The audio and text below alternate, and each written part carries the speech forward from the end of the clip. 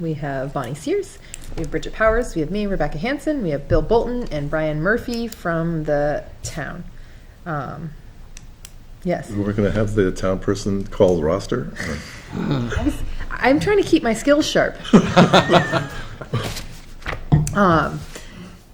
All right, so we have some excused absences. Chris Buckley, Jack Scarborough, Marianne Barnsley, and Steve Whitman are all absent this evening. Because we are light in attendance, I'm going to save the meeting minutes until our next meeting in 2 weeks. I will not be at that meeting. And I will send an official email. What's the date? 18th. The 18th?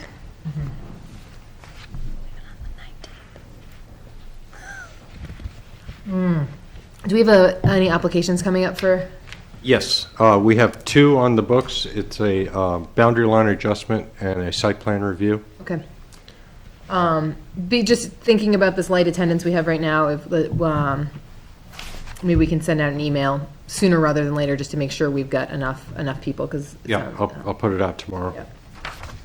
Yeah. And just a reminder that to call in absent. It seems like it's best if we send an email to me, Brian, and Don at the town. Bonnie, you? I would use the telephone. Because I think we're all managing it in slightly different ways. So, okay. So tabling the minutes. I have actually a bunch of edits from the minutes last week. I might just hand those to you, Brian, or to another planning board member who can decide if they're Okay. crazy or not. And this evening, I had 2 things. Am I missing something on the? Finished. Okay, the implementation of the master plan. I'm thinking this might be a conversation that gets continued a little bit into the next, maybe after our meeting in 2 weeks, just because we do have such light attendance that I think it's important that we get feedback from a lot of planning board members on this. But just wanted to talk about another zone, like you did at the last work session, right, in March. So we were going over, and correct me if I'm assuming you guys did something in a particular way that didn't carry through to me. I had a meeting with Steve Whitman a couple days ago, and he kind of filled me on what happened and the results and of the last work session. So what he said is we went through, and you weren't here either, right? Okay. So he and Grace Garvey, who was sort of trying to aid us in some facilitation, we went through a few different districts and tried to think about the districts from big picture, looking at a little bit what the definitions are established in the master plan, what are the challenges with the zone, what do we like about it, how is the zone, the boundaries of the zone working. The idea being, in our master plan, a big part of the implementation chapter in the land use section is, where is that section? Is to review our zoning ordinance to make sure it's working with the vision that we've set ahead in the master plan. So some of it's sort of fine details dealing with exactly where the boundaries lie, but also to create objectives for each zone, to review our table of uses and things like that. So, so how Steve had set this up is to do this zone by zone. And so I circulated the 3 use sheets that he kind of created, based partly on the conversation, but also what it says in the current zoning ordinance. So what are the actual regulations and the specifics about each zone? So what's allowed and what's not allowed. So any questions about the whole process, or about? I'm really a little confused about it, because are the zones the way that we've got them, like agricultural and Now, that seems to be, an agricultural zone seems to be, okay, almost good for anything, Yep. right? So would we want to change that, because doesn't that leave a lot of freedom there for? We're gonna get to the hope is to get to agricultural zone next work session. Okay. Because that's the, kind of going from the sort of most restrictive to the least restrictive. Right. And the idea is to go through each of the zones one by one, just to think about, like, what do we envision here? What did the master plan, all the work we put into the master plan, what did that set forth for a vision for each zone? Okay. So yes, the idea is to get to agricultural zone. Yeah, the thing I didn't know was if there was a real problem with any of them the way they are. I'm not saying not to change them, I just was not aware. There may be something that I'm not aware of that we do want to change. I don't Right, know. well, so the idea is basically to do an audit of our zoning ordinance to make sure that the zones that we have set up are working with, you know, the zone, or the zoning ordinance has really been this series of incremental changes into one big document over years and years and years. And so the idea is we put all this work into the master plan, reaching out to folks in the town, through the survey and the different meetings, through our public hearing when we had the finished plan, and the work we did as a board. We've set forth some visions for how we want to see the town, where we think we should put development, how we should protect different natural resources. So now it's time to use this master plan as a guiding document and make sure that the zoning ordinance, which is the regulatory teeth of what we do as a board, making sure that the zoning ordinance is fitting the vision set forth in the master plan. So right now we're at the point, and this could be a multi-year process. This is a big thing to be undertaking. The idea is we're having some broad conversations about each zone to think about, how is this zone serving the town of Plymouth? How does it fit within the scope of the master plan? What do we see as the purpose of this zone? What's working, what's not working? Does that make sense? Yeah, it does. I just don't know what's working and not working. That's my whole thing. Yeah. I just don't know. Right. It seems fine to me. I mean, I'm not in the trenches of a lot of stuff that's going on, so maybe there is something wrong, but, I mean, I don't know. And I don't know if anybody else in town sees that there's something that should be changed. You know, because if it's going to affect somebody personally, they already know what their change should be. No.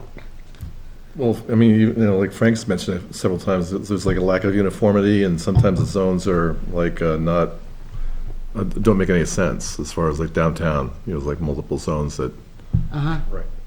so just trying to like reach an effort to unify. And many of the zones were created based on the concentration of that kind of activity anyway. So it's not like we said, okay, we're going to have the agricultural zone and we're going to promote agriculture there. It's like they worked, like Rebecca said, from the most restrictive out. Most of the vacant land around was agricultural, a lot is in current use or actually in productive agricultural uses, so that reflected the nature of that zone. So the ICD came in to promote development or kind of shepherd it more towards the south side of Tenny Mountain Highway. So that was an overlay of the agricultural zone. If you look at it, the restrictions aren't that much greater than they are on the other side. But basically, I think the town has grown quite a bit since the zones were established. So, you know, it may be that single-family zones where the actual use reflects, you know, a change in the zone. So, you know, you would say this sliver of Thurlow Street, which is totally occupied by single-family residences, but happens to lie in the agricultural zone. And this is fabrication, just for a point. Maybe it's time to do an overlay of single-family zones along that stretch, because there are more protections for the single families than in any other zone. Or not just an overlay, but because overlays can get complicated with trying to communicate to people who might want to develop on pieces of land. Yeah. The other option would be to redraw the boundary lines themselves too. So Right, you know, and I think one of the key things that we see is that we have three multifamily residential zones. You know, and they're not connected. You know, they're kind of scattered here and there. You know, and there's really no way to bring them together because between them are great swaths of single-family residences. So we want to maintain that. And, and let's call a spade a spade.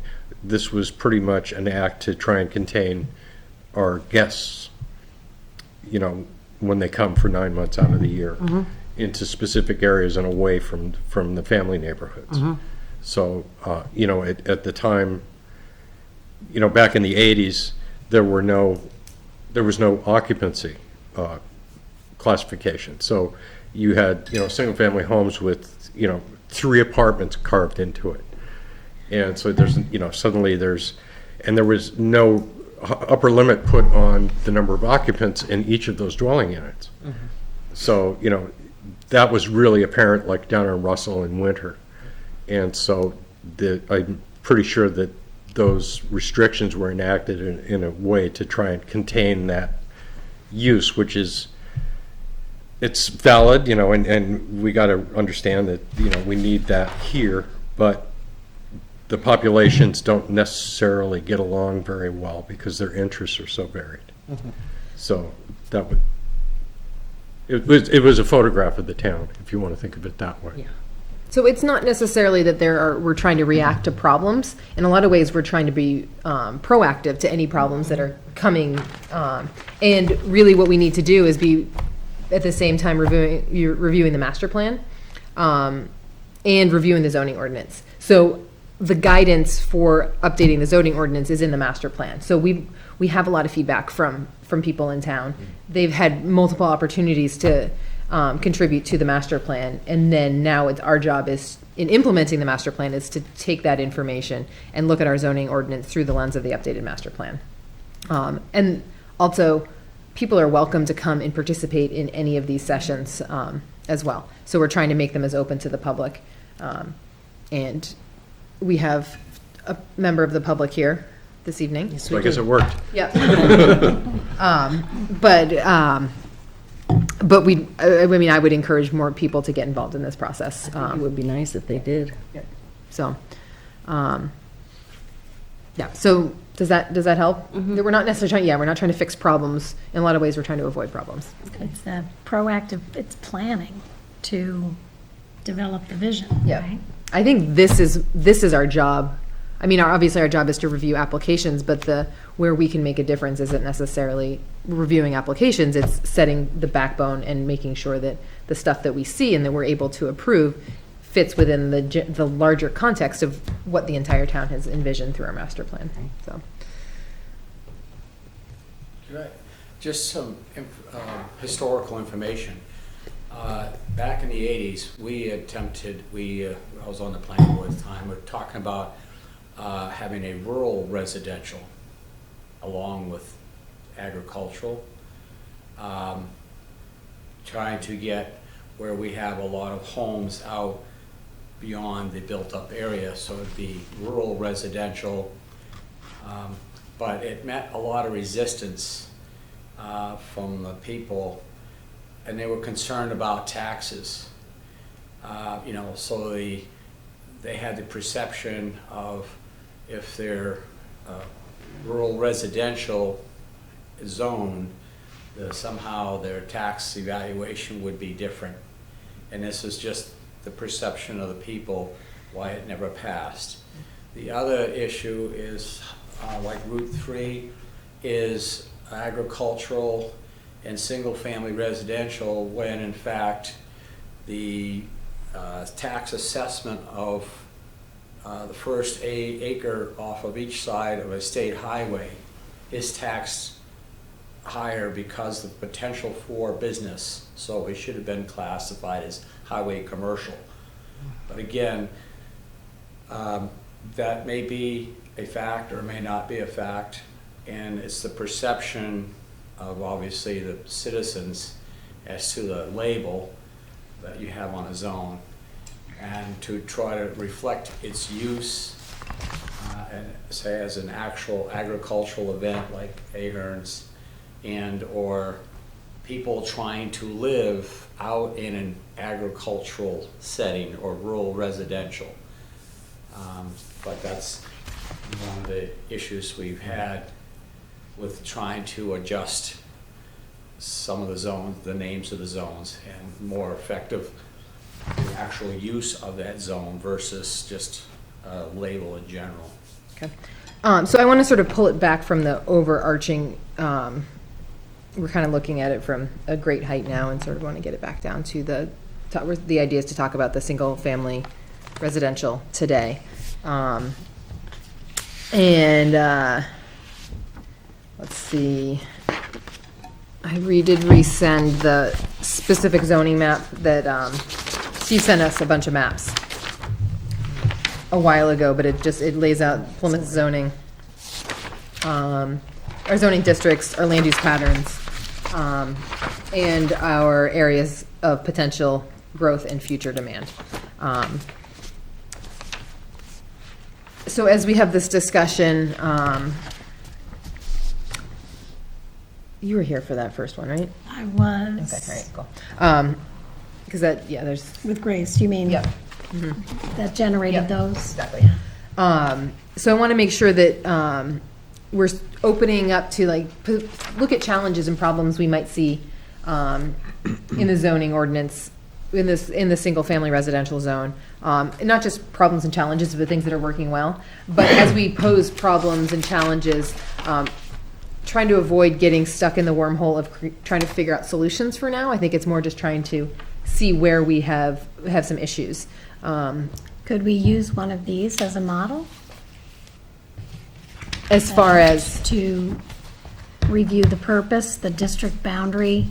so the purpose is going to come straight out of the master plan. Okay, That's where Steve got those. He specifically said, don't do this now because we want to think about what we're seeing before we're kind of squeezing it into Okay. a box like that.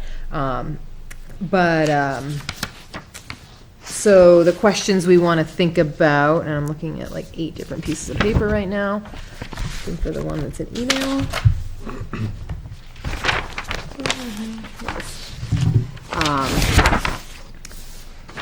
So we want to review the aspects of the current zoning districts and assess if they help achieve the vision of the land use plan, the master plan. Where are they compatible? Where are the zones conflicting? Should we refine or rename zoning districts, add or change zoning language such that they would guide the land use changes and be consistent with the current master plan? Does the land use map make sense? Do the zones make sense? What are the characteristics of each zone? What should be changed? What zones are missing? So those are the questions to keep in mind. And within the single-family residential, something that's mentioned several times in the master plan is that a big chunk of the single-family residential zone is listed as an area that's going to see future demand. That's the green area on the areas of potential growth and future demand map. So the green areas are areas that the North Country Council expected us to see more pressure on. And a lot of that in the single-family residential is the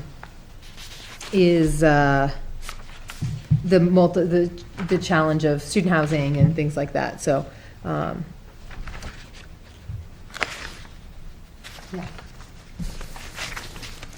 So do we think about the single-family zone? Do we need to review where it actually goes?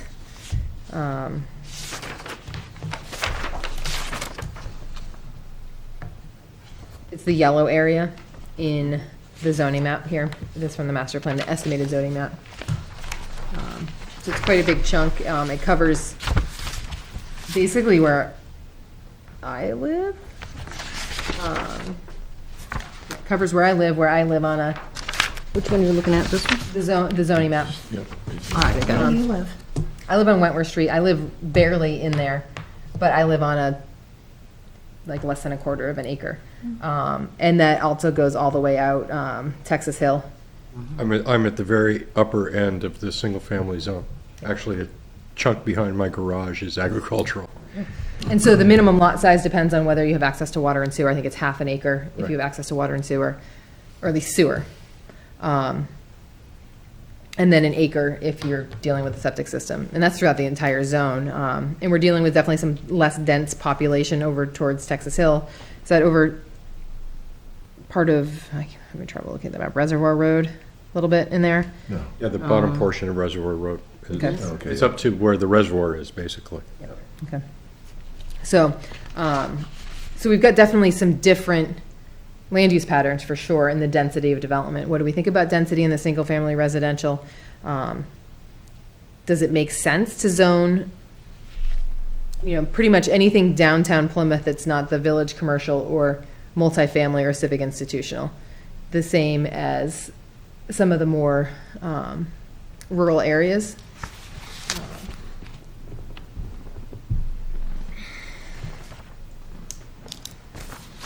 What do we think about density in this area? I mean, 1 acre lots are, it's not huge in some of the areas where they're certainly less dense housing.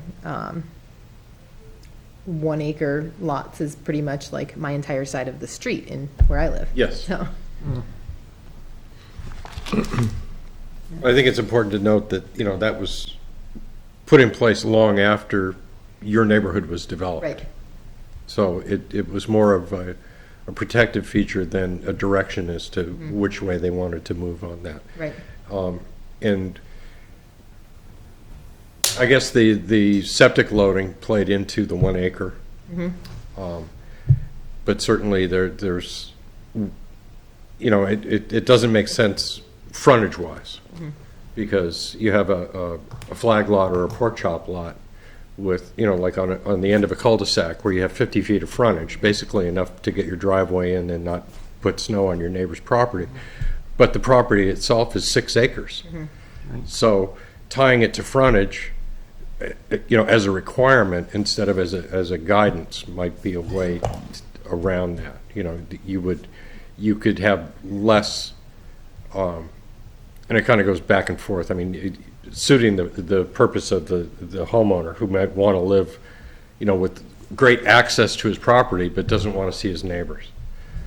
And so I'm probably getting off track on that. Though I really like the idea of a rural residential area. The lot sizes could be increased.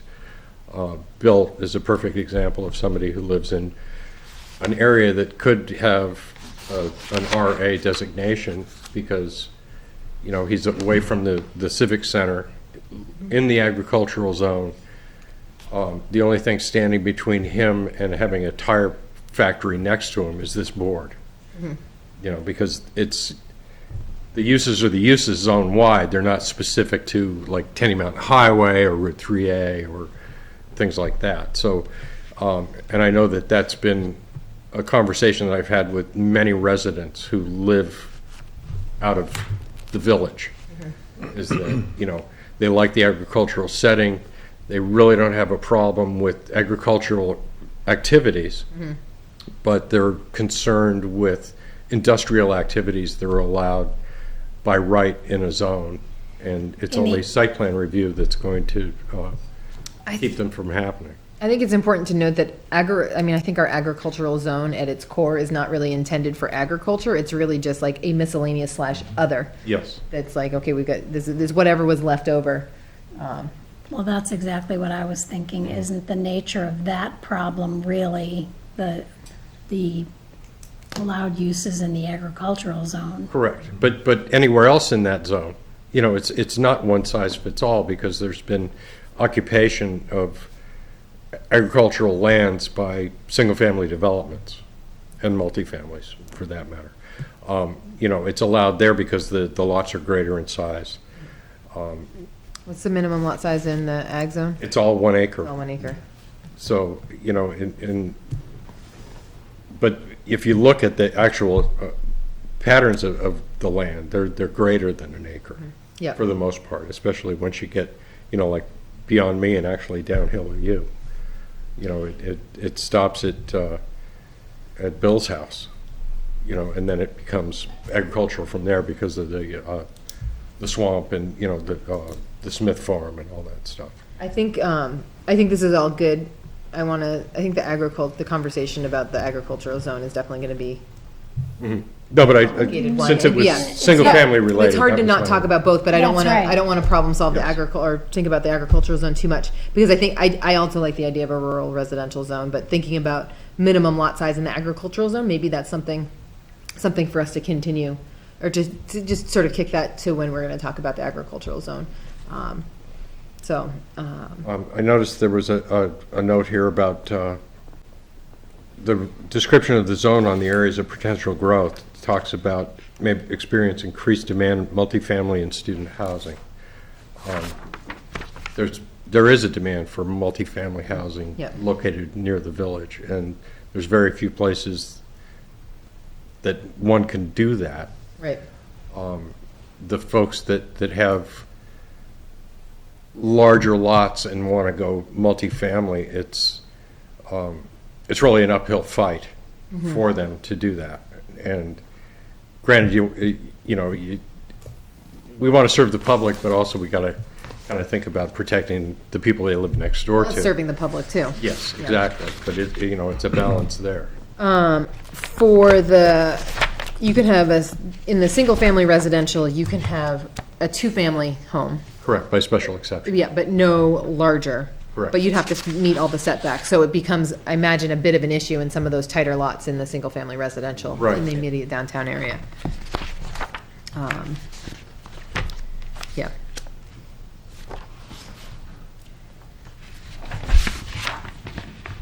But, is that, if the services are brought to the property, does it really matter the size of that property if setbacks are honored? If setbacks in the impervious surfaces. Right. So, if you could put a building on a third of an acre lot that would, like your traditional duplex, side-by-side mirror image building, and still honor the setbacks, you fail on the acreage required, except for, well, just for the raw acreage, not even talking about water or sewer, because we do give a little bit away if you have those services. And, and it goes, so, is the net effect by having, one single-family occupation on this property going to be tremendously worse if you have two dwelling units on that property? Well, and if we think about, too, adding in the complication of the accessory dwelling unit, Yes. If it's considered an accessory dwelling unit, it effectively is a multifamily. But if it adheres to the ADU section of the ordinance, then we'd have to allow a special exception for that. Or we'd have to allow for it because of the ADU regulation. Yeah, I mean, it depends on what, if they want to have the same square footage to rent, then, we can't serve them. However, if you need the extra square footage to, continue, you want to downsize your building. That's why we tagged it to owner occupation. The owner has to occupy one of those. Right, sites. and we left it open as to which one he can occupy. So, that was very specific to Plymouth just because of that. You can imagine and it was also restricted to single-family homes. So if you have an ADU, you're essentially becoming a two-family home, which takes away any other ADU development there. Yep. And also it keeps it away from the purely rental market, where there's some control on the property because the property owner is there. We used to have a thing called a duplex in the ordinance, where it was not the traditional mirror image duplex, but it's two dwelling units in one building on a single lot where the owner lives there. And that was dropped out, and then when the ADU came back, it was another way to see that happen. All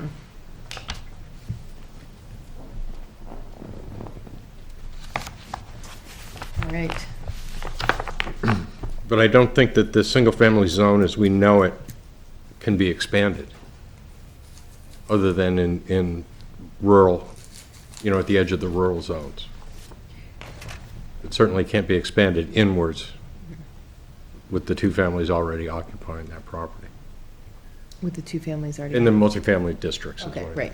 No, and I don't think that, I mean, I don't know, what does everyone else think about how the SFR is serving the town as far as space? I mean, I agree with you. I think in some ways it's actually quite large because I don't know, I guess I'm having trouble reconciling the fact that it's covering a very rural part of our town, but also a very developed part of our town. And I feel like there's distinct areas. That have very different characteristics. Yeah. And some are similar enough that they're neither fish nor fowl. Which is why the RA idea was pretty good, but The RA.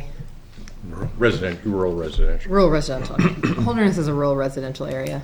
I just happen to be digging into their zoning ordinance recently. Is that reflected by larger lot sizes? I think slightly larger lot sizes, and I think it covers, if I can remember this correctly, it covers a lot of the sort of more developed areas of town. Because certainly there are places in our town now that if you walk down the street, you couldn't tell the difference from whether you were in the village or in the agricultural zone. Reservoir Heights being one of them, it's a built-out neighborhood. Also, Sanborn Road off of Route 3A is built out. And, so those are the things that might be candidates for that, or a strict SFR with edges being the rural residential. Because, once again, we're kind of drawing lines around developed properties. Right. And like Frank said, there's people are touchy about the ag zone, and what it means versus the single family. And, if we came up with an idea for that, then it would just be a matter of explaining what the intent is. Yep. Well, I think that brings up a different piece of, as we start to take these broad conversations, boil them down into what we think we want to see in the zoning ordinance, I think a huge part of it is just communicating what we. Absolutely. And long before we start changing things, just sort of communicating intent. And I heard something about maybe a Brian Frank interview on the public access that you guys maybe did one point. Did I hear about this? Some sort of, do you remember this, Frank? One of you guys interviewing the other on public access to communicate some zoning change? Oh, yeah, we had that conversation.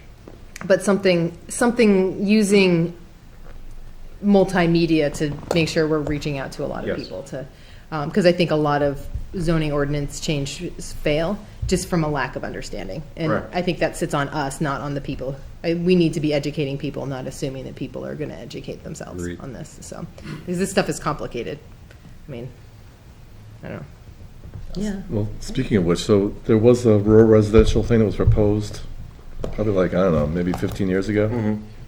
And it failed Yes. because a lot of people felt, like Sanborn Road there, there's like the oil places like right next, Yes. to them that could conceivably be on a highway commercial zone or whatever, but it's not marked as highway commercial. But regardless, I think, where was I going with that?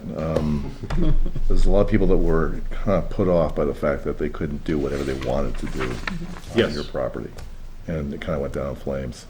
But certainly, if we declared, that, say Sanborn Road, for example, was rural residential, there's certain things that could be allowed there. Probably a little bit more broad than the home occupations that we have that's available to everyone. But it depends on the needs of those people there. I mean, they might like the fact that it might be bustling, later on, or, I think we all have the intent, that like-minded, like occupations would spread around our homes. And maybe they were concerned that, there would be too much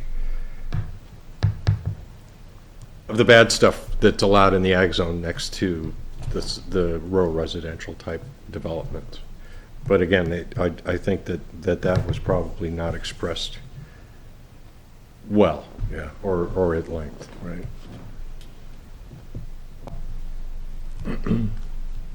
Frank?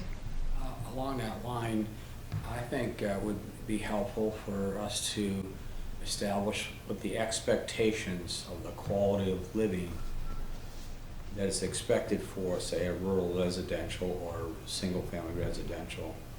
And this is the part that I believe it would be very helpful to have multimedia visual aids to allow the citizens to acknowledge why they want to be in a single-family zone, or why do they want to be in another zone, and what the expectations of the use being in that zone.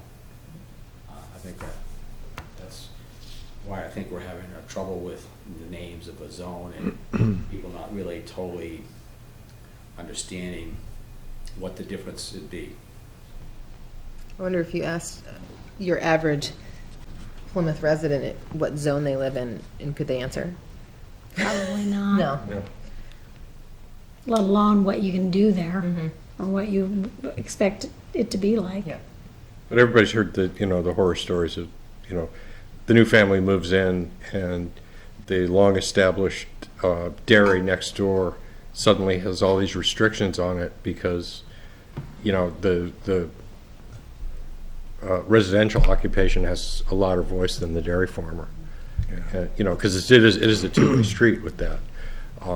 And I think that was part of the fear on the part of the agricultural landowners, that suddenly their use of the property, which, traditionally is family-owned for a long period of time, might be curtailed because some newbie came in and, is allergic to cows.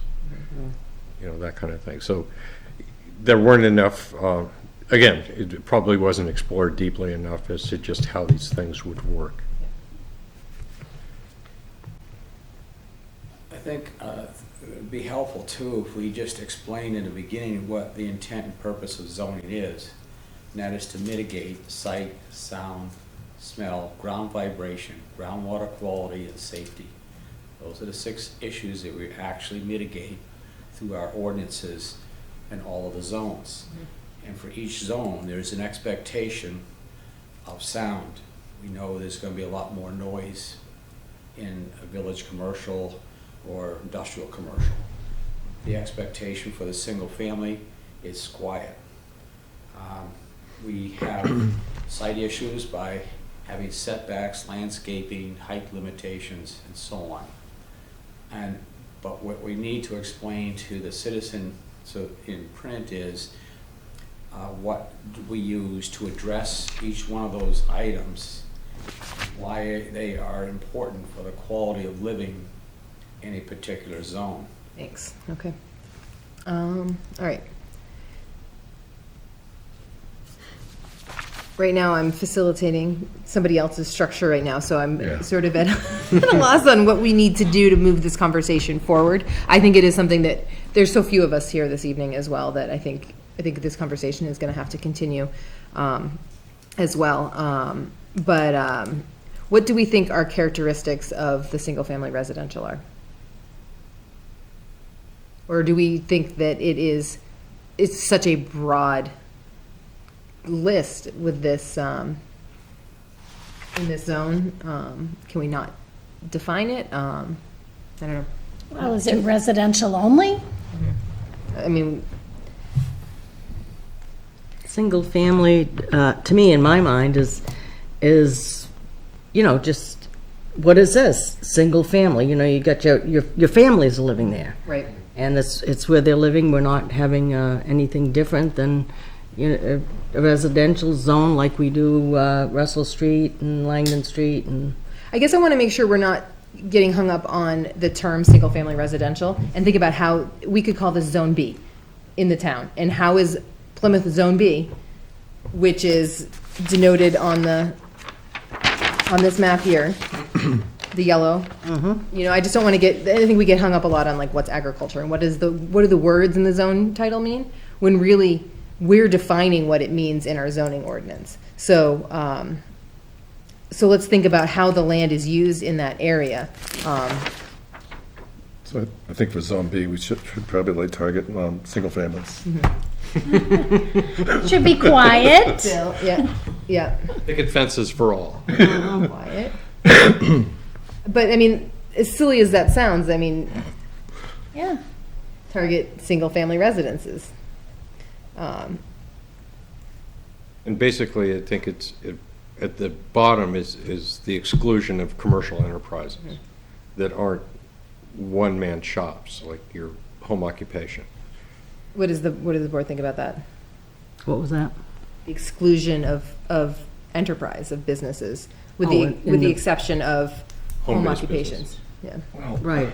I thought that already was a, Well, it is, but we need to look at this we're trying to look at what exists and trying to understand, does what exists, does that match the expectations? Does that match what we would like to see? Does that match what the master plan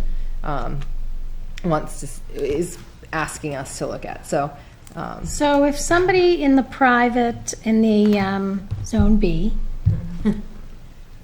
decides they want to open a garage in their Zone B location,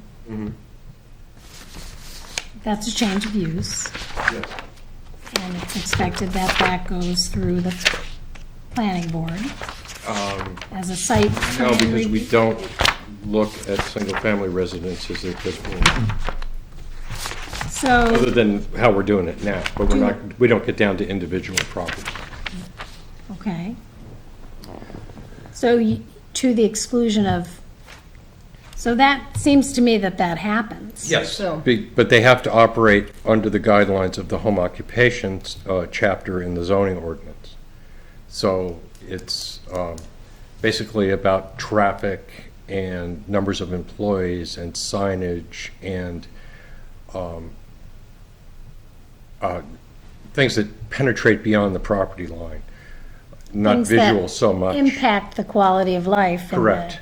the zone. so according to our ordinance, the Zone B, I mean, there are very few commercial things that are actually permitted in Zone B.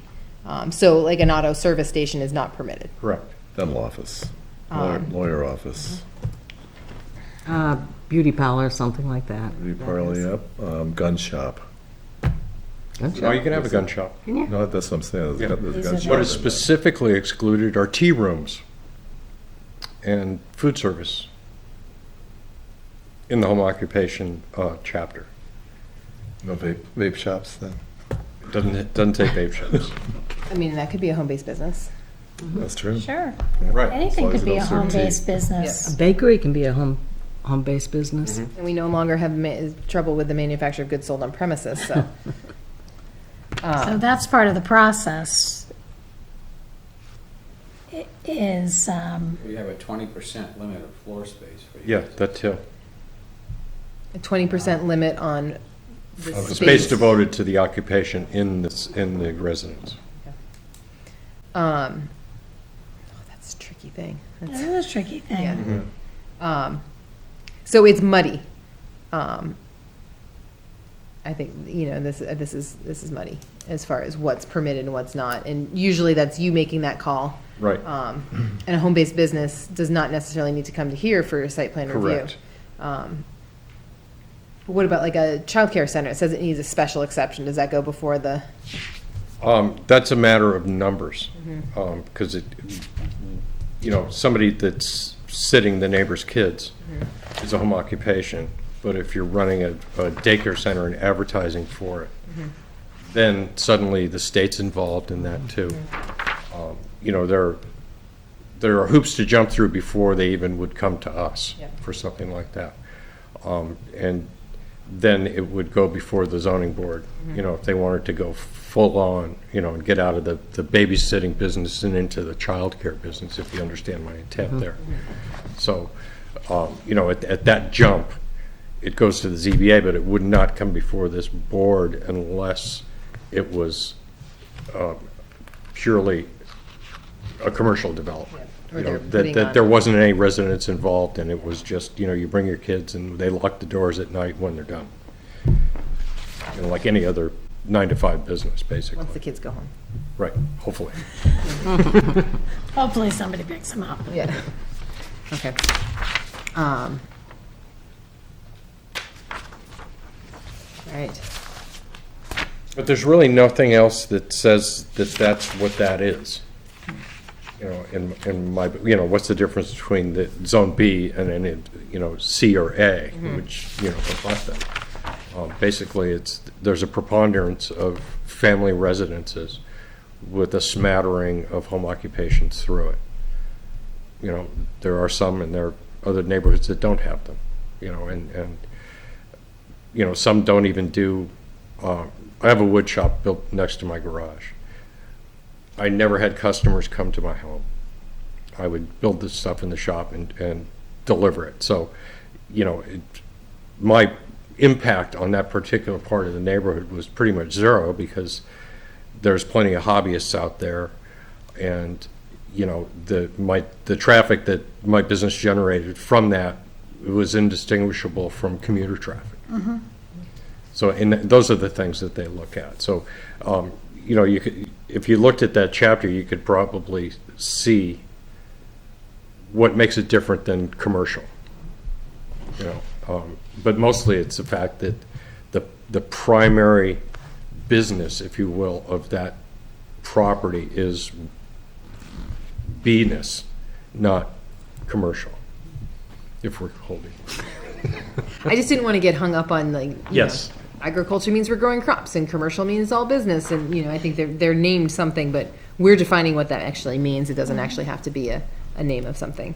Okay, so it seems like what we're kind of circling around is the single-family residential is largely defined by single-family residences, with a splattering, a sprinkling. Smattering. Thank you.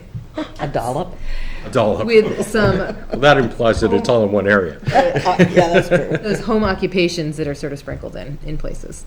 Yeah, because, you know, you don't want to restrict too deeply people's enjoyment of their property and investment. So, and recognizing, of course, that, you know, there's a whole lot of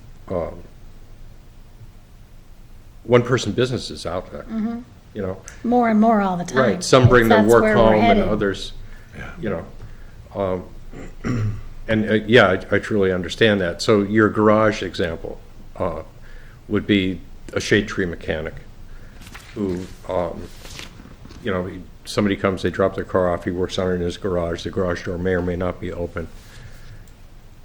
However, if he's using air tools and it's perceptible at a level more than, and I forget what the language is, but it pierces the property lines, then they're in danger of losing the right to use that business because their next door neighbor is complaining to the police all the time about running air guns all day long. Now, granted, it's not quiet hours, but it's still disturbing the peace.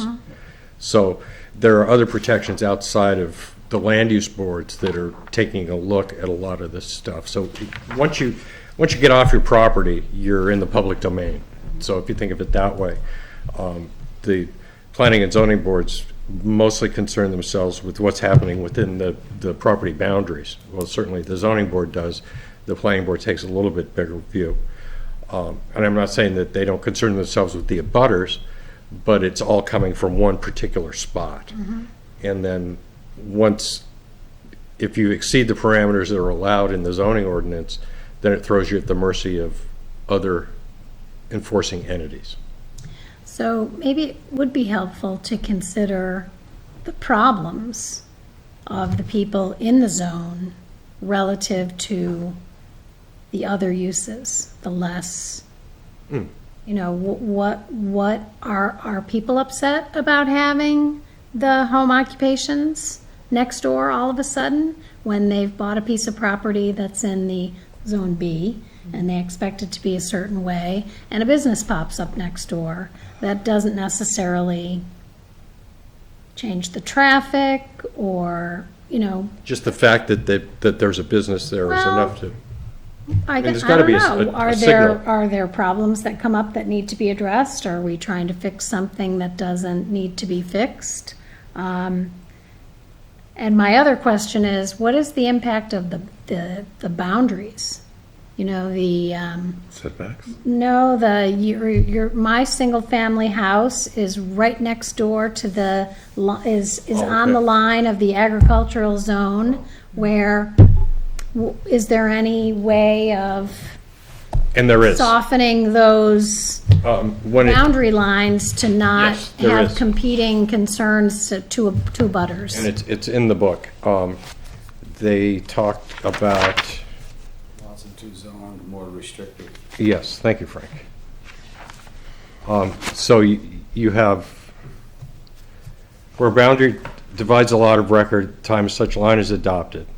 And of course, this is similar but different than what you said. The lot shall conform to the regulations of the more restricted zone, Okay, provided That's the lot when has frontage on the street in the more restricted zone. And then it says, where a zone boundary line divides a lot, the regulations, the less restricted, shall not extend more than 30 feet into the more restricted part, provided, there's frontage. So in essence, they doubled the side setback in those situations. But for if your property boundary is the line, right. I think that's a different story, where there is no buffer between the zones. There's not like a zone transition if the property line and the zone line are the same. I So, thought there was something in there about that. But maybe not. I would imagine that when the zone lines were drawn, they were drawn according to property boundary lines as well. Oh, no, No? no. That's why they had the chapters. If you look at the zoning map for the downtown, you'll pull your hair out. Is that what happened? But getting back to sort of the No problems. rhyme or of reason for that, and Yeah. it just frosts me. the problem. So maybe that's a change to look at, sorry, is Yep. aligning the boundaries so Yes, that and they're the- logical. I think Sharon brought that up in years past, too. I think it's in the implementation thing, is that we've got some, To make it conform more to the property lines than to just arbitrary bounds. right. Which then people start subdividing, and next thing you know, it's confusing, but maybe not in the scale that it is. Right, and, there are certain places in it, it causes a poser for the ZBA, too. It doesn't happen all that often. Yep. But there are plenty of properties out there that lie in two zones. Mine, for example. Fortunately, I live on the more restrictive side. But, I could very well see that, had I wanted to, or the folks on the other side, which is the less restrictive zone, had wanted to put something adjacent to my property. Yeah, I agree that, there should be more of a buffer at those points, and maybe that's something that we could look at. I mean, it seems to be fairly simple, after we make the zone lines conform to actual property lines. In some places, it might not make sense to do that either, if you've got really large parcels that are, Correct. so that's something to consider too, that it doesn't make sense to do that kind of thing if you've got something that's a large chunk of land. But we have it in place, we have a structure in place if we do have to cut property lines. So I think where it doesn't make sense is where it goes through buildings. I agree. So, and I think in that case, it's, yeah. So getting back towards sort of some of the problems we see in the single-family resident, or Zone B, is the impact of home occupations because of I guess it's an acre lot size no matter where you are in town, but I know I've got 2 daycares right down the street from me, and at pickup time, I have to drive like all the way around if it's really snowy, because I actually can't get to my house. So, so things like that, like the home occupations, I mean, I'm not saying we need to do anything in Zone B, but what are some problems that we see in our single-family residential? The other is from what I've seen, lighting is a big one. There's no protection for people that prefer dark skies who are living at the fringes of the single-family zones. So, and that kind of feeds back to the rural res again. But that's come up quite a bit. And of course, depending on where you are and if you have a view or not, it could be greater or lesser. But, some folks they love to have daylight at night when they go out in their backyard. And the guy next door likes to creep around in the dark. You know, it's really hard to, especially with nothing there, and especially in residential areas where we assume that people can enjoy the property to their fullest. You know, who says that the guy who has the bright light is wrong? Because it suits him just fine, you know. But, you know, so the best I can do when people ask me those questions is, have you talked to him? And more often than not, it's no. And I said, well, maybe it's just a matter of redirecting the light. You know, we've seen that with street lighting, you know, where it's not supposed to, if somebody has a private street light, you know, it shouldn't be shining in the windows of any of his neighbors, you know, with the downcast. I think that's a really good point, is lighting, whether we're talking about in the outer reaches of the single-family residential, or even in town, because I think most of the time it's just neighbors maybe leaving their lights on by accident, forgetting that it's on, and, yeah. There's quite a bit of difference between a porch light and the backyard illuminating spotlight. Yeah, like the one that shines in my bedroom. So what drives NEHEC to put lights out? Pardon me? What drives, you know, the cooperative to have streetlights? If you have a pole in your yard and you want one, you can pay for it. No, but what, you know, when the poles are placed around Plymouth, why, you know, in those spots? Because it was like a Well, single family. the light poles are also power poles, Yep. for the most part.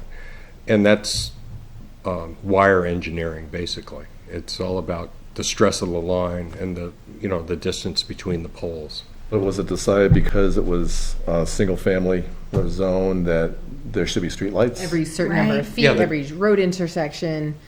Many people in the neighborhood zones, the B zones, want street lighting. Okay, so if we're thinking like rural residential, would that also entail streetlights? Well, if that B's or rural B zone was ever defined, then it could also have qualifiers in it, like, you know, no street lighting greater than 12 feet high, or, you know, no light should shine past the boundaries of your property. Now, the street lighting it's a dicey one, because street lights really help you when you're driving as well.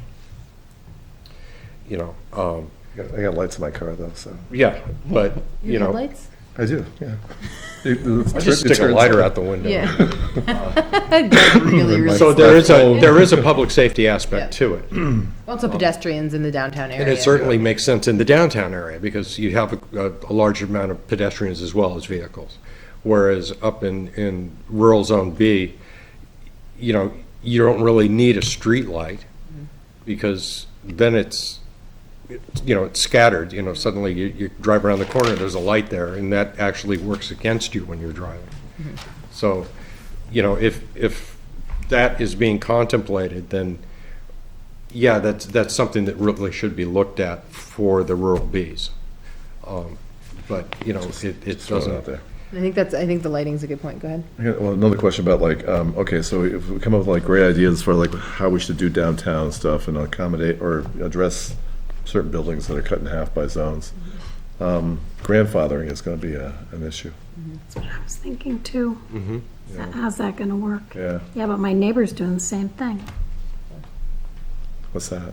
No, I mean, Oh, I That's- thought that's you what- meant literally your neighbor and now the- is doing something. and also the expectation, you know, when you're looking to buy a piece of property and you see what's happening in the lots next to yours, you presume that those aspects will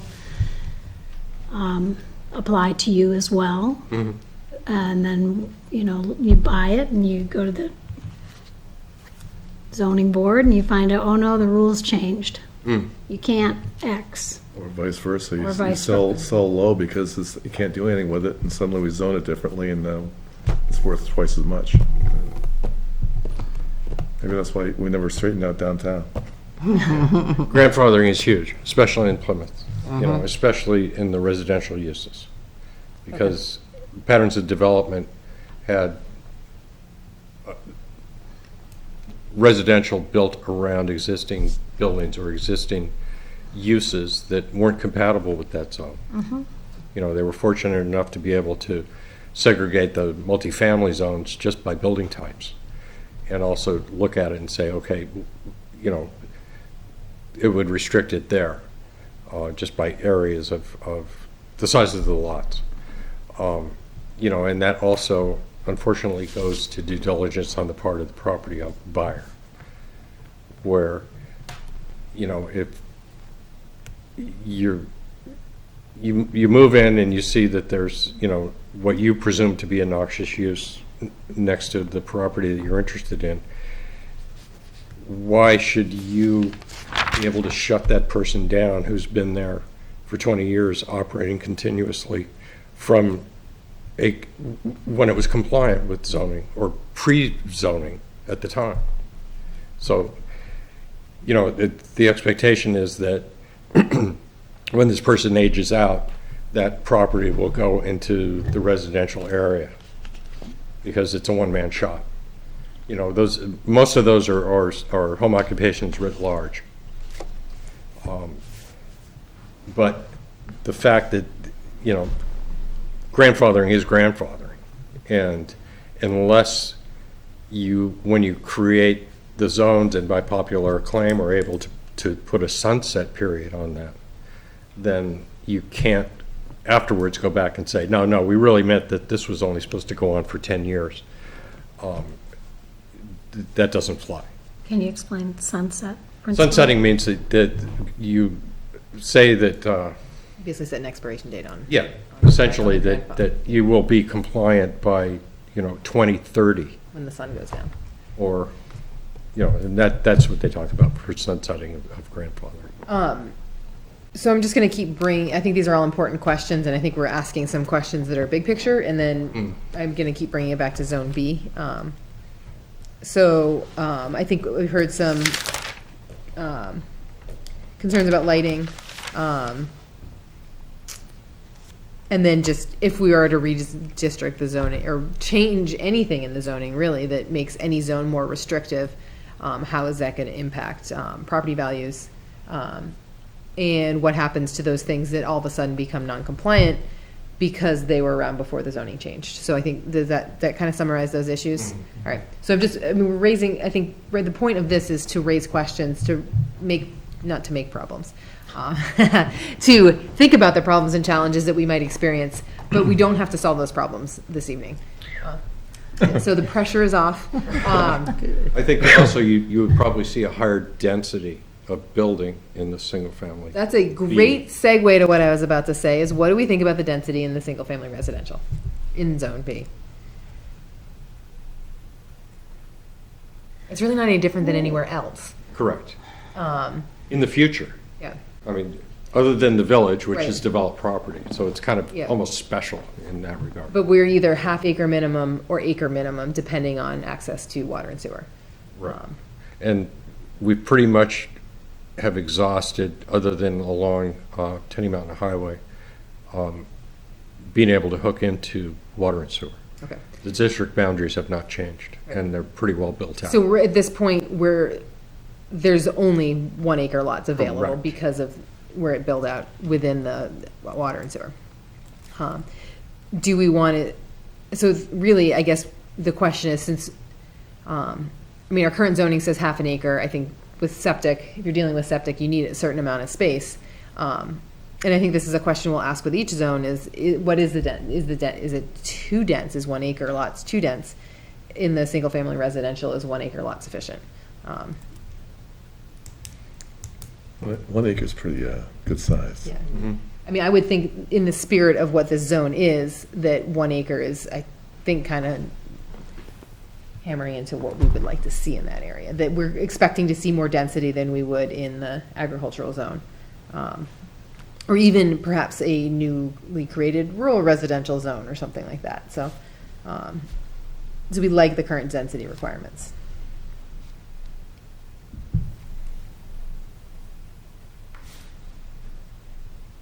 Are there any areas in the zone that seem like maybe they don't fit into that type of dense development? Or do we think that the zone boundaries adequately cover what is the spirit of what we'd like to see in this zone? It seems like the newer neighborhoods in the single-family zones are greater lot sized anyway. Oftentimes greater than an acre. Yep. I think most people want as much as they can, so that they don't have to have, you look out your window and you don't see anything but your neighbor's window. Right. You know what I mean? I think people like a little elbow room. buffering. But to restrict it, if people don't have the money and they really want to get into their own home, they want to be able to buy an acre of land because they can't afford 5 or 10 acres of land, So we can't make it so that people that don't have as much money as others can't get into their own home. And I think that you find it at the edges of the single-family zone as property values rise, then you'll see the 1 acres carved off. So in effect, just the other side of that zone line is the identical thing that's happening in the other zone. I don't think that the single-family zone can actually expand, but the pattern's going to be different. So at the end of it, you'll find maybe that, okay, if you say that this is rural res and we have say a 3 acre minimum, which is subdividable, maybe that person says, okay, they build at the outer portion of that 3 acre property, they could carve off a buildable lot according to town regulations. It's adjacent to the B zone, has all the amenities and restrictions of that B zone. So in essence, it's building to meet kind of the conditions of the zone that they're not in, kind of almost with the expectation that, the 2050 master plan folks are going to say, okay, it's time to expand the actual single-family zone, because it's changed in appearance from the whatever projected rural residential that's the buffer now, and actually has the appearance of the single-family zone that it's adjacent to, or the B zone. But that's just, if you're looking at planning, you don't want to restrict beyond, what the current standard is, and say that, okay, you can never subdivide it, or in the rural B zone, it's a 2 acre minimum lot size. So that person with the 3 acre lot has a 3 acre lot forever. It's not really recognizing that there will be growth, whether we want it or not. Right, but at a certain point, setting like a 1 acre lot size across town is actually quite small. Quite small, and allows for an incredible amount of sprawly growth. Yes. So trying to think about where we expect to see more residential areas, we might want to have smaller lot sizes. But areas where, I think we need to be deliberate, and I'm not saying we're going to increase a minimum lot size, but I'd like to think that's not off the table either, as long as we're thinking about it carefully. But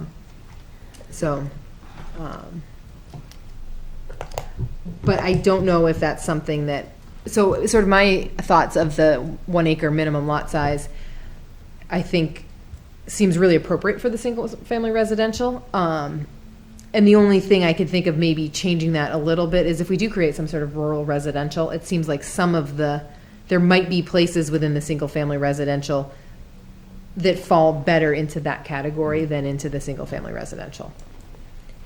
And again, I'm not saying we're going to create a rural residential zone, but if we were to create something that's sort of that midway between, living in the downtown area adjacent to the multifamily residential compared to living out on Texas Hill or something like that. So,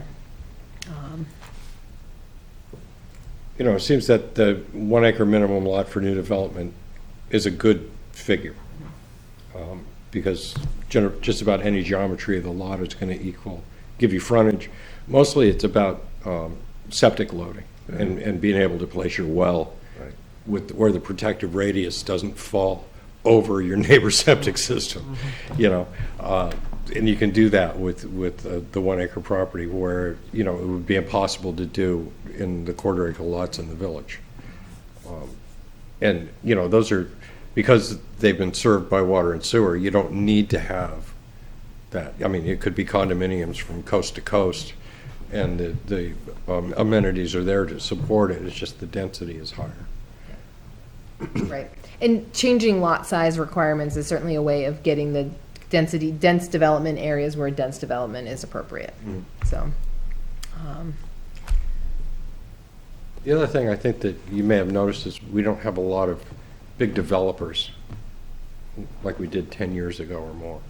Nobody's taking on these large tracts and carving them up and putting roads in and selling them as individual lots. So the patterns along in the outside of the single-family zone area and into the agricultural zone, the road network is a lot less dense, so everything takes place right along those roads, and there's tremendous amounts of backlands. The only way to get, you know, the density a little bit up in those areas would be for somebody to come in and do, you know, a residential subdivision, which, you know, is we haven't seen one since the Powers subdivision up on Chattering Lane. Boulder Point. Boulder Point.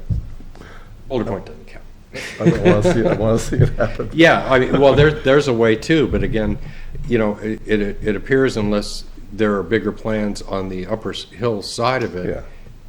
Boulder Point's going to end there at a development of some sort. Yeah. You know, but I kind of believe that acreage is going to remain intact. It won't be carved up into the other, because one of the things is, okay, you know, I can develop my 10-acre parcel, you know, with condominiums, you know, even if they're single-family homes. So to outward experience, you know, it looks like any other residential neighborhood, the difference being that is one parcel. So my road network that goes in there doesn't have to be to town spec, thereby saving a lot of money. So it's actually cheaper to do developments in that scale than it would be to carve them up into individual lots, because our regs say that if you do that, then you have to build your roads to Class 5 standards with no guarantee that the town will be taking over the maintenance of those roads. So you're suggesting that's what's preventing the big development? Part of it, you know, is the capital outlay and return on investment, you know, is measured in many years rather than, you know, a 5-year window. You know, and there again, you may not even, you might be on the hook to maintain those roads forever if the town decides that they're not interested in adopting them. So, you know, there's a lot of uncertainty in that. You know, when people are a little bit loath to do those kind of developments. You look at the era of the condo kings, you know, back in the late 80s, you know, where they're throwing developments all over the place. There was a lot more money then, and there was a lot more turnover on that return of investment, whereas now, you know, it's only, I think that the Power subdivision, the Hilltop off of Thurlow, finally sold its last lot this year. And that was started to be developed prior to 2005. So that's a long time. all right, I'm going to Yeah, bring it sorry. back to the single-family residential. Other problems that we see in the single-family residential, in the zoning, in the master plan, it talks a lot about the multifamily residential zone, and that there's going to be increasing pressure on the single-family residential to, I mean, it's not permitted now, but to commit, not exactly permitted. I guess they could do 2-family homes in there, but there's going to be continuing increasing pressure on the single-family residential to turn those into multifamily residential homes. What do we think about that? I think it's What do you great. mean it's gonna be, I mean, if I lived like in town here, kind of like maybe on the street you do or whatever, I mean, somebody can actually come in and say, okay, we want to turn this into multiple families instead of your little, So a 2-family home Peaceful. is permitted. Right, but you just said there's gonna be pressure to have more. I said multifamily, I think that could Okay. include two. That's just the two. So I think okay. there's, I mean, yes, there is pressure to go from a single-family home to multifamily. Am I saying this correctly? Yeah, and we actually broke it down into two-family and then Okay, so multifamily. two-family, okay. But it's all multifamily if it's more than one. And Right. just for ease of conversation, I think we should stick with that. So the multifamily and single-family were separated, I believe, in order to protect single-family homes in the downtown, in the sort of immediate area. But there is increasing pressure in student rentals in these neighborhoods. And I imagine for some of them to convert them into two-family homes, which would be permitted, provided that meets the, So these are the homeowners that want to have two-family homes instead of the one family. Somebody owns a house and they want it to go from one family to two families, right? Somebody buys an empty house and Yeah, wants to turn it into right, apartments. exactly. we're not necessarily saying it's somebody who's gonna live there. It's, I mean, yes, it's a So- homeowner that, as opposed to, I guess I'm just not sure who else would be taking the home they owned and turning it. It's the Yeah. person who Is, said- Yes, is I there don't know. any anticipated change to that expected pressure given the new rules at the university regarding housing? Going to bring that up. I mean, what So- does this is a wild card that we have no control Yes. over, that nobody has any So control I've over. got kind of a perception on that, because I guess the, the off-campus housing people are kind of concerned about the fact that, the university wants to bring, students back on board, that if they're not getting like a 2.5, GPA and, they're less than a junior, then they will be brought back on campus. And unless they want to file for an exemption, which I guess there are some exceptions being granted. Now, actually, there's only like That's beginning 60 next yeah, fall, yeah. right? And 60 to 70, kids or, young adults, whatever, will be brought back on campus. And the off-campus housing owners were very concerned that this, kind of is a signal of the end or something. In actuality, I mean, they've been making a lot of money on, I'm not saying that I would justify maybe changing the direction of who their customers are going to be. Maybe not have students as their customers, maybe, throw some money at these residences, make them, sufficient to attract, like maybe young families or people that University personnel. or, workers, 250 employees that are going to be coming out of Market Basket, or the other businesses that are going to be kind of, cropping up, to have, workforce housing or something that these residences could be transitioned into, that. And then you'd get your nice little neighborhoods back again, like I remember when I was a kid. So there you go. Bill, did they change that, the Yeah. university? Yeah, Because I didn't think that there was a grade point average thing Nor did I. involved, and that yeah, I think there was originally they wanted to bring the juniors and below back. yeah, there was a grade thing involved. Initially, when Burks was describing it, it was a grade point thing too. Okay. And if they're maintaining a grade point average, that's one of the exceptions that they can stay off campus, but So the I deal think was that is to- an amendment to it. Well, the deal was to bring them back to residences that might be clustered, because everyone's like, or most people are involved in a cluster at this point. So bring them back on campus so that they can actually, stay with others of like-minded, students and build up their GPA. But, Maintaining a 2.5.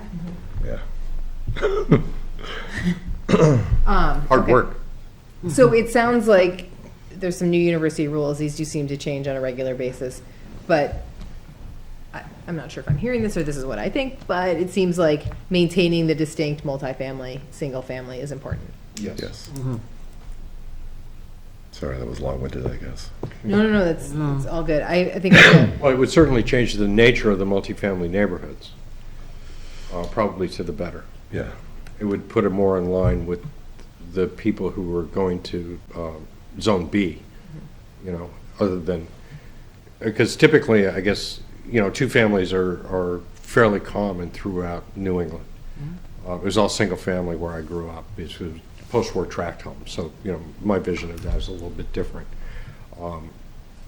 So, you know, it could be that this is, because of that, is going to be upside down, where there'll be pressure on the multifamilies zones to become more family zones than strictly rental properties. if you Or rental understand. properties that are affordable for. Correct. families. Yeah.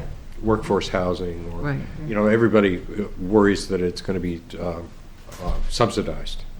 You know, the money's got to come from somewhere. Though I think that with that, you'll probably see a lowering of the rates, which are traditionally high in Plymouth, just because of that. They're high because it's rented, they're all rentals by the semester, by the room. Correct.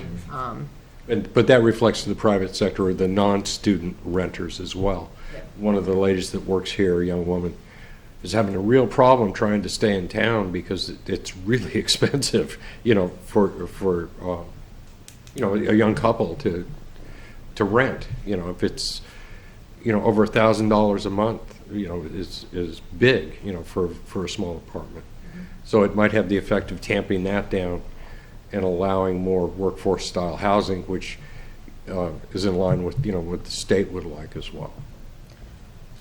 It's kind of like too much information, though. But so that would attract probably, you know, younger families that would, you know, be the workforce. And that would also put pressures on the schools. And I'm thinking that's not a bad thing, for the fact that we're now our school system is getting smaller and smaller.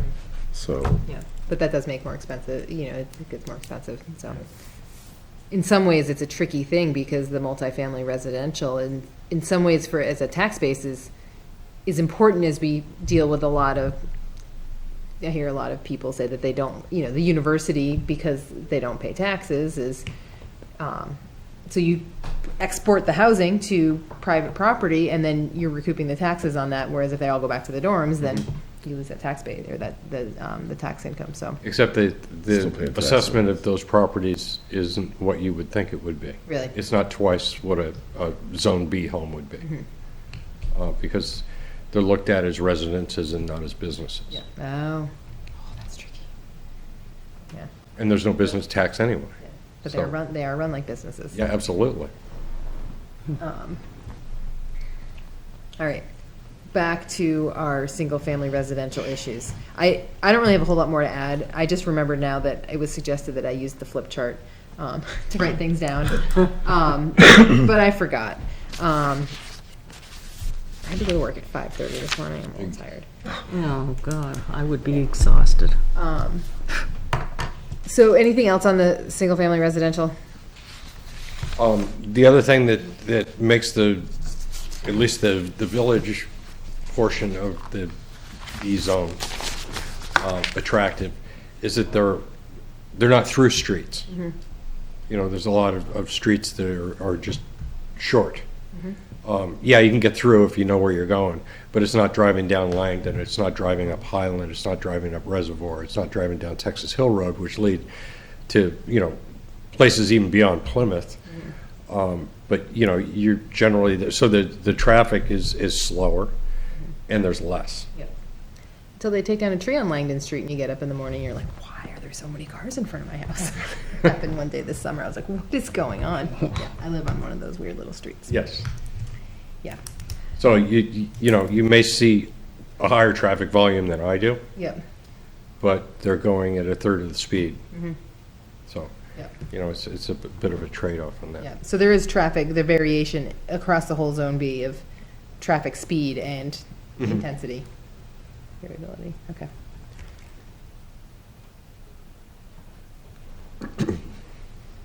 I don't have anything else for this. I think I'd like to continue this conversation when we have a few more people here as well. And just see if Steve had a bigger vision for some other things. Because I wasn't here for the other meeting, so I didn't see how they were leading that and trying to figure this out. I did want to talk, and I don't anymore because Chris isn't here, but I did want to talk about, we talked about trying to assign like a taskmaster, someone to make sure to look through, like, check in on the deadlines that are established in the implementation chapter, and Chris seemed pretty hot to do that. And he's got some things that I think we need to discuss as a board, like things, can we cross this off and say it's done, or what? So, but I want to save that for a time when he's here, so.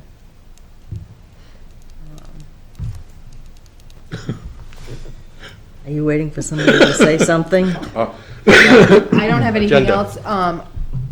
We don't need to talk about the, I did have some questions for the board that I was Okay. going to wait for the new business section. okay, let's go to news business. Okay. Okay, the zoning board granted a special exception to Ambrose Brothers to extend their gravel mining operation, which is across the street from the Bridgewater biomass plant, into the adjacent property, which is also the first or last property in Plymouth on that side of the line. The question came up as to whether this would require site plan review, because there's no structures involved. It was kind of loose to me. I talked to Rebecca a little bit about it, and I was hoping to put it before the board and see if I could get a consensus, because I promised the guy a phone call tomorrow as to whether we need to come back in May. It's a very light application of what they're doing. They'll slowly expand into that area from the face that they've been cutting now.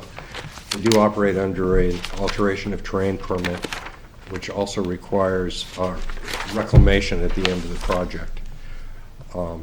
So, the state is all over that under 155E.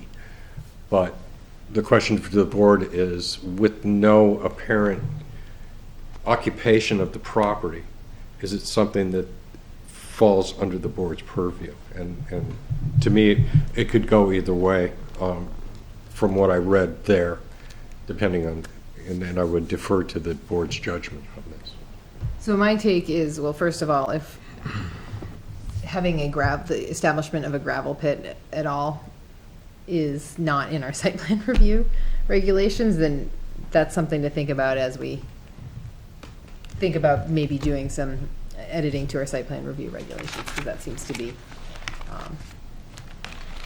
something that's lacking. But I think under the purpose of our site plan review regs, the impact from there is covered as something that's like the purpose behind the site plan review. I feel like there's things in there that would give me reason to say that we need to consider this for site plan review. I think the scope of review is a little more muddy, Yes, because there's no structure being put on there. correct. So, and, it's kind of a peculiar instance anyway, because being a sand pit, you don't have to worry about water. It just goes away when you pour it on the ground.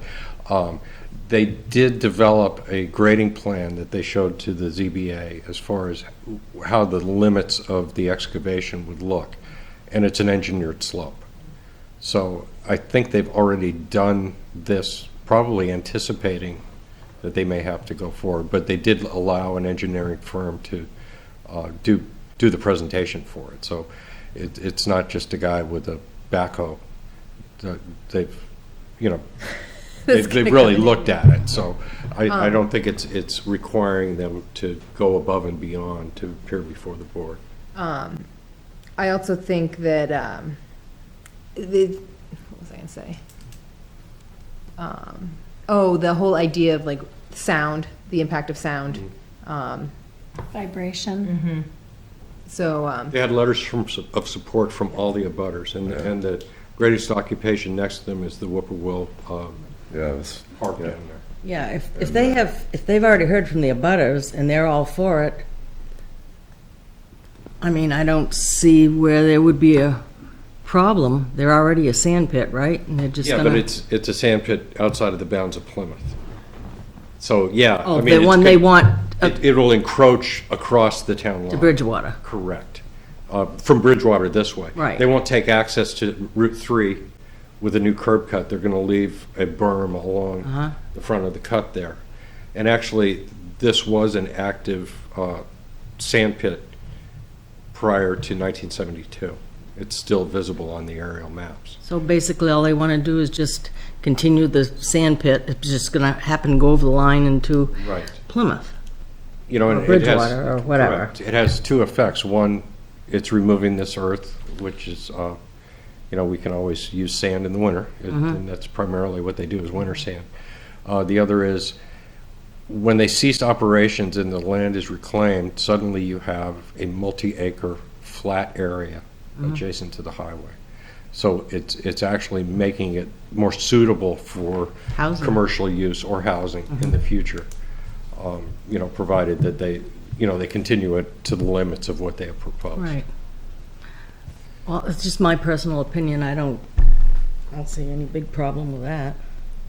But would you like to see it in more detail presented to you? I'd like to see it more. Well, I would like to see it in more detail. I Okay. just, yeah, I will I inform cannot, I you, don't so. have to, I don't care, either way. It's like I'm not gonna, I bet Chris will want to see it in more detail. oh, Yeah. yeah. Yeah, I would, and if we can all agree to that, I just think that it's such a strange circumstance that it just happens to be on the border where all their infrastructure is on the other, pretty much Yes. is on the other side of the border, but that's such a gray area that, Yeah. I mean, it could go either way if and again, part of the job here is to kind of think outside the zoning box and expand it into, what's happening in the future, what's happening currently, how is this going to affect anything, the noise aspect. They don't crush constantly, but when they do, perhaps it would be wise to tell them when they could do it. To restrict it between like 9 and 3 of a day versus, dawn to dusk. and it'd be helpful for me just to see, okay, I know where the Whippoorwill development is, but but seeing it spatially in front of Right, us, just, I think think it's this would be a actually- good time to do it, if we're gonna really look at it, to go down there and look at it. I don't know about anybody else, but if I see it in person, I understand the whole thing. If you show it to me on a piece of paper with all these, We've all seen it, but we'd never really see it for what it is. Right, It's and just a so- face that keeps moving back. right, so to go look at it, you say, okay, this is here, and oh, what, they're gonna take this whole thing out, and it's gonna be all, this whole, It's pretty enormous already, Yeah? so Yeah. it's pretty enormous already, so. it's yeah. But I haven't really looked. So as chair of the Plymouth Johnson River Local Advisory Committee, we actually had to do a site visit on a crushing or new sand pit in Campton. And this is after the Campton Planning Board had already weighed in on it and approved it. So it's just, and that's all they're going to do is expand their Are operation. they going to go back in business? The Did they close person's down? concrete and. No. So it's actually across the street. Oh, It's on the left side of Route 3 if you're going north. And it's within a quarter mile of the river, so we had to take a look at it. But, it'd be interesting to see, what they're doing. It's gonna be that close to the PEMI too, isn't it? I don't know, that's what I was just thinking. If it was, then DES would have informed us of that. Because they have to, change their alteration of terrain permit. Right. So. Let's just, okay, so I will direct them to come in. Okay, number 2 is kind of an interesting boundary line agreement / adjustment that happens at the end of Chason Road where it abuts Campton. There were some properties up there. There's been a portion of these properties in contention for as long as I've been here. One side said they owned it, the other side said they didn't. So it's a sliver, it's a real acute triangle. It's probably several hundred feet long. At the base end, it might be 50 feet. I mean, but it's enough. And there were a number of surveys done. 3 surveyors came up with different bounds, and this was part of old land grants, and you'll get to hear all the history of it from Alan Barnard when he presents. But the question is, how deeply do we want to delve into this? The big change now is that the property on either side of the border, or the property line, and the land in contention is now owned by a single entity. So he wants to straighten out that line. To do so, it's not really an adjustment because nobody ever got the line hammered out, legally in the first place. you had this, two different surveyors came up with two different things because the deeds went all the way back to the Revolutionary War. So he came up with another line which actually makes sense. It would allow actual frontage on Chason Road there. And because it's, and the property, it actually stretches from Chason Road all the way over the hill, all the way to the far end of Loon Lake. It's a big parcel. I doubt that the board really wants to know what's happening on the Loon Lake side as far as setting bounds, because that's not where the area is happening. Our regs say that, they have to set or recover any property line, for the whole properties, where we're talking about a sliver of, less than a tenth of an acre probably. So he asked me to ask you if he can just concentrate on that portion where the line, and it's not the entire line, it's from where the point of contention began to its intersection with the road. But the stuff we won't see is not any of the contentious stuff. Not at all, not at all. I mean, we've made exceptions for surveying and for wetlands Yes. and slope designations for just these same cases. So the idea is we're trying to save them from having to survey areas that are well established. I don't necessarily have a problem with that. Okay. Anyone else? I don't have a problem. That could come under like grandfathered somehow, couldn't it? Where it's been years and years and years. Yeah, it could be. Can we insist that he complete the bridge to Canton? Unfortunately, it's not that property. Can we insist anyway? Never mind. I'm sure he'd agree and pass the savings on to the customer. You can try, Bill. I won't have anything to do with that. But, so, I just wanted to get a sense of the board and how they felt they should approach this. So I can tell him that he can forget everything on the other side of the hill and just concentrate on where it actually is happening, and the line is only swinging, it's not being As extinguished. long as we can see sort of big picture where the property is. Yes, But absolutely. As far as the absolutely. fine details further out. And then in the previews of coming attractions, we have another boundary line adjustment down at Mike Ahern's property. A small one, again, non-contentious, he owns both parcels. And then a site plan review for the holistic vet out that used to be the log home place. They want to get rid of the existing storage barns and put in two storage buildings in the same footprint or back from there. You mean a storage business? Yes. They're gonna, had they already been to the ZBA for because that needs a special exception, right? The storage units? The No. storage unit is, That was, because it was a second structure. you got it. Yeah. So this is the first under the new rules. So Okay. we're not looking at the numbers of buildings on the lot. They got a special exception because it was a kind of they wanted to locate the veterinary practice down there. Yep. No, I just remembered the last time it wasn't us, it was the ZBA review. Yeah, the yeah, storage unit was- and that kind of ran off the rails, but yeah, that was the same intent, more than one main structure on a lot. And then it looks like the boundary line adjustment with the contentious property will be happening in May. Okay. And I think there'll be another, he presented a couple plans to me, but they're so far down the line. That was the only one that I really had a question of the board on. Which contentious one? Or which contentious? The one on Chason Road, Oh, okay. and that's it. All right. Anything else from the board? I'm exhausted, I'm not gonna. I would like to make a motion that we adjourn. I'll second it. All right, all those in favor of adjourning? All right. Aye. All right.